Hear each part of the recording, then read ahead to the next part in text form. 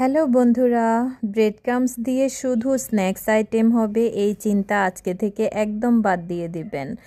আমি এতদিন ভেবেছি শুধু ব্রেড ক্রাম্বস দিয়ে স্ন্যাক্স আইটেমগুলো হয়, কিন্তু আজকে আমি আমার নিজের আইডিয়া দিয়ে দেখুন কত সুন্দর একটা কেক তৈরি করেছি। মাশাল্লাহ, একদম স্পঞ্জি তুলতুলে নরম একটা কেক বানিয়েছি আমি। এই ব্রেড ক্রাম্বস দিয়ে কেকটা আমি কিভাবে তৈরি করেছি আপনারা প্লিজ একটু খেয়াল করলে পুরো ভিডিওটা সম্পূর্ণ দেখলে তাহলে বুঝতে পারবেন। আমি আপনাদেরকে আজকে সম্পূর্ণ ভিডিও দেখাবো, প্লিজ কেউ স্কিপ করবেন না।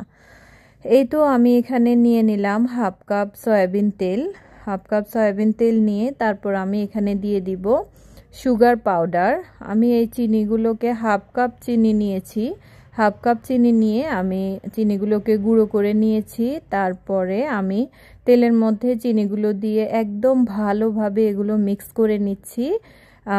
ভালোভাবে মিক্স করতে হবে অবশ্যই, 3-4 মিনিট এভাবে নেড়ে নিলে ভালোভাবে মিক্স হবে। তারপর এখানে দিয়ে দিলাম 1 কাপ পরিমাণ ময়দা। 1 কাপ ময়দা দিয়ে তারপরে আমি এগুলোকে ভালোভাবে মিক্স করব। তার আগে আমি দিয়ে দিচ্ছি বেকিং সোডা হাফ চা চামচ পরিমাণ, বেকিং পাউডার 1 চা চামচ পরিমাণ, তারপর দিয়ে দিচ্ছি সামান্য সল্ট, সামান্য একটু লবণ অবশ্যই দিবেন, তা না হলে কিন্তু ভালো লাগবে না। তারপর এখানে দিয়ে দিলাম হাফ কাপ লিকুইড মিল্ক দিয়ে এখন আমি এগুলোকে ভালোভাবে মিক্স করে নিব। একদম ভালোভাবে মিক্স করতে হবে যাতে চিনির কোনো কণা অংশ বা কোনো দানাদার ভাব না থাকে।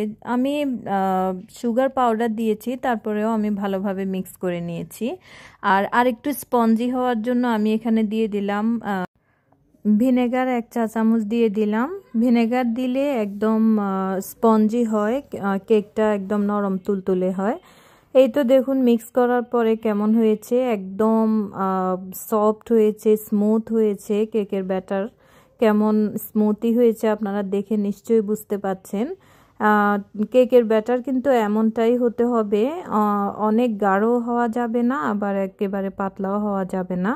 তো আমি ব্যাটারগুলো থেকে অর্ধেক পরিমাণ কেকের ব্যাটার আমি আলাদা আরেকটা বাটিতে নিয়ে নিচ্ছি। একদম পুরোপুরি অর্ধেক পরিমাণ এক বাটিতে নেবেন, তারপর আর অর্ধেক আরেক বাটিতে রেখে দিবেন। আরেক বাটিতে রেখে দেন হচ্ছে এখানে যে ব্রেড ক্রাম্বস আছে, ব্রেড ক্রাম্বস আমি নিয়েছি 1.25 কাপ পরিমাণ।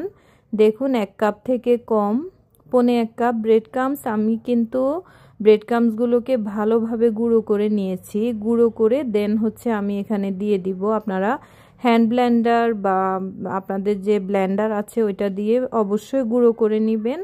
তো আমি গুঁড়ো ব্রেড ক্রাম্বসগুলো যে এক অংশ কেকের ব্যাটার রেখেছিলাম ওই এক অংশ কেকের ব্যাটারের মধ্যে দিয়ে দেন হচ্ছে এখানে আর হাফ কাপ লিকুইড মিল্ক রেখেছিলাম ওগুলো আমি দিয়ে এখন ভালোভাবে মিক্স করে নিচ্ছি। আলাদা আলাদা থাকবে এই bread crumbs, liquid milk and হচ্ছে যে আলাদা কেকের ব্যাটার, ওগুলো আমি এখন ভালোভাবে মিক্স করে এই ব্যাটারগুলো আলাদা রাখবো, আর সাদা যে ব্যাটারগুলো ওগুলো আমি আলাদা রাখবো। কারণ আমি স্টেপ বাই স্টেপ এই কেকটা তৈরি করব।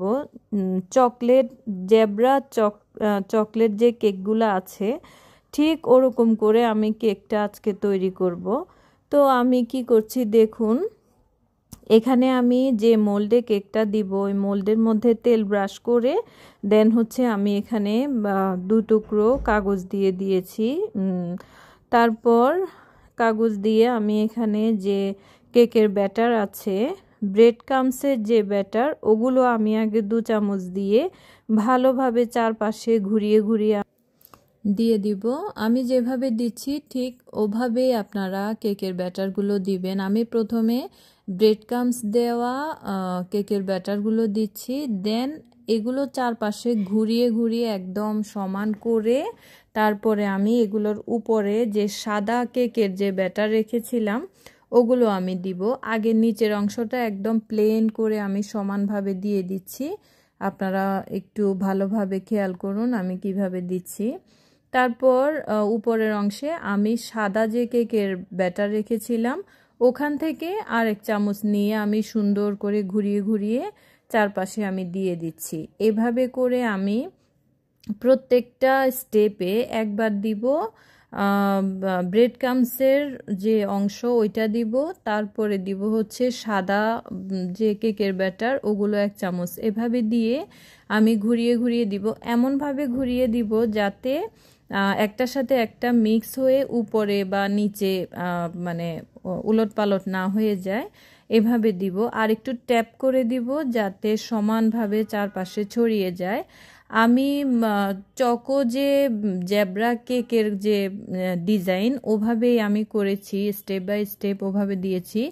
ওখানে চকলেট কেকে তো কোকো পাউডার দেয়, আমি আজকে ব্রেড ক্রাম্বস দিয়ে করেছি। সো ওভাবেই আমি ট্যাপ করে দিচ্ছি, ওভাবে আমি ডিজাইন করে দিয়েছি। তো এভাবে করে আমি সব 3-4 বারই এভাবে করে ঘুরিয়ে ঘুরিয়ে দিয়ে দেন হচ্ছে ফাইনালি কমপ্লিট হয়েছে। তারপরে আমি এই কেকের ব্যাটারের উপরে আমি একটা টুথপিক দিয়ে আমি সুন্দর করে চারপাশ থেকে একটু ঘুরিয়ে ঘুরিয়ে একটু দাগ কেটে দিব, যাতে উপরের যে ডিজাইন ওগুলো একটু ফুলের মতো দেখতে দেখা যায়। দেখুন আমি টুথপিক দিয়ে চারপাশ থেকে কিভাবে ঘুরিয়ে ঘুরিয়ে দিচ্ছি যাতে উপরের যে অংশটা এটা দেখতে যাতে ফুলের মতো সুন্দর দেখা যায়। দেখুন কত নাইস লাগছে দেখতে, মনে হচ্ছে আলপনা আলপনা আর্ট করছি, এমন ভালো লাগছে দেখতে। আপনারাও এভাবে চারপাশ থেকে ঘুরিয়ে ঘুরিয়ে সুন্দর করে ডিজাইন করে দিবেন। তো হয়ে গেছে, আমি এখন এগুলো চুলায় দিয়ে দিব। চুলায় দেওয়ার আগে আমি পাতিলটাকে 10 মিনিট প্রিহিট করে রেখেছি। অবশ্যই আপনারা পাতিলটা 10 মিনিট প্রিহিট করে নেবেন। তারপরে ভিতরে একটা স্ট্যান্ড বসিয়ে দিবেন। আমি ভিতরে একটা স্ট্যান্ড বসিয়ে দিয়ে দেন হচ্ছে কেকের মোল্ডটা আমি দিয়ে দিচ্ছি। 10 মিনিট অবশ্যই প্রিহিট করবেন, না হলে কিন্তু কেকটা হতে অনেক সময় লাগবে। তো আমি ঢাকনাটা বন্ধ রেখে 30 মিনিট ওয়েট করলাম। এই তো দেখুন 30 মিনিট পরে মাশাআল্লাহ কেকটা একদম ফুলে গেছে আর হয়ে গেছে। আমি চেক করে দেখাচ্ছি। কাচের ঢাকনা দিয়ে দিলে আপনারা কাচের ঢাকনার যে ছিদ্র ওইটা অবশ্যই অফ করে দিবেন, আমি অফ করে দিয়েছিলাম। তো আমি কেকটা এখন নামিয়ে ফেললাম। নামিয়ে আমি 5 মিনিট ঠান্ডা করে নিলাম। ঠান্ডা করে দেন হচ্ছে আমি কেকটা মোল্ড আউট করে নিচ্ছি।